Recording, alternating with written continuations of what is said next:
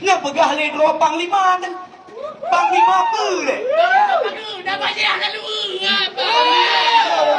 Ngabe be panglima dong. Uronyo MOU ngalu be ngahana leu. Maka jika mau pakat dui dalam mudu ulama, mudu kamu mahasiswa, mudu seluruh elemen masyarakat, itu yang harus dilakukan. Nyampe jawaban hana kapal kita le mau ciba yang udah bikin pak.